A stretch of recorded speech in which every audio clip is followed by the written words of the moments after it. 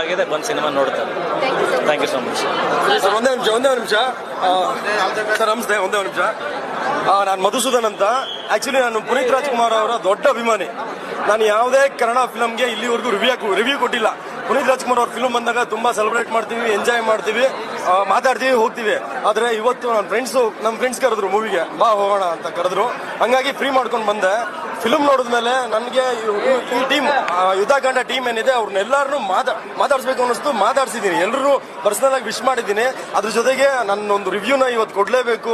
ಯಾಕಂದ್ರೆ ಹೇಳ್ದೆ ಇದ್ರೆ ತಪ್ಪಾಗುತ್ತೆ. ಒಂದು ಒಳ್ಳೆ ಮೂವಿ ಬಂದಾಗ, ಒಂದು ಒಳ್ಳೆ ಕನ್ನಡ ಫಿಲಮ್ ಬಂದಾಗ, ಅದರಲ್ಲೂ ಕನ್ನಡ ಪ್ರೇಕ್ಷಕರು ಬಂದು ಫಿಲ್ಮ್ ನೋಡ್ಲಿಲ್ಲ ಅಂದ್ರೆ ತುಂಬಾ ತಪ್ಪಾಗುತ್ತೆ. ಯಾಕಂದ್ರೆ ಪ್ರೊಡ್ಯೂಸ್ ಮಾಡಿದ್ದಾರೆ, ತುಂಬಾ ಕಷ್ಟಪಟ್ಟು ಪ್ರೊಡ್ಯೂಸ್ ಮಾಡಿರ್ತಾರೆ. ಪ್ರೊಡ್ಯೂಸ್ ಮಾಡೋರು ದೊಡ್ಡ ಪ್ರೊಡ್ಯೂಸರ್ಗಳ ಕತೆ ಬೇರೆ. ಬಟ್ ಒಳ್ಳೆ ಫಿಲಮ್ನ ಪ್ರೊಡಕ್ಷನ್ ಮಾಡಿದ್ದಾರೆ ಅಂದಾಗ ಅದು ರಿವ್ಯೂ ಕೊಡೋದು ನಮ್ಮ ಜವಾಬ್ದಾರಿ ಆಗಿರುತ್ತೆ. ಹಂಗಾಗಿ ಮಾತಾಡ್ತಾ ಇದ್ದೀನಿ. ತುಂಬಾ ಒಳ್ಳೆ ಫಿಲಮ್, ಒಳ್ಳೆ ಕತೆ ಕಟ್ಕೊಟ್ಟಿದ್ದಾರೆ.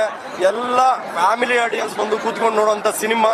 ಅದರಲ್ಲೂ ಒಂದು ಏನಿದೆ ಈ ಸಮಾಜದಲ್ಲಿ ಏನ್ ನಡೀತಾ ಇದೆ, ರೇಪ್ ಅಂತದ್ದು, ಇಂಥ ಅಕ್ಯೂಸ್ಗಳು ಏನಿದೆ ಅಂತದ್ರ ಮೇಲೆ ಒಂದು ಸ್ಟೋರಿ ಮಾಡಿದ್ದಾರೆ. ಕಣ್ಣಲ್ಲಿ ನೀರು ಬರುತ್ತೆ ಮೇಡಮ್ ಫಿಲಮ್ ನೋಡ್ತಾ ಇದ್ರೆ. ಸ್ಟಾರ್ಟಿಂಗ್ ಒಂದು 10 ರಿಂದ 15 ನಿಮಿಷ ಅಷ್ಟೇ ಒಂದು ಸ್ವಲ್ಪ ಬಿಡು, ಒಂದು ಮೂವಿ ಏನೋ ತರ ನೋಡಿದಷ್ಟೇ.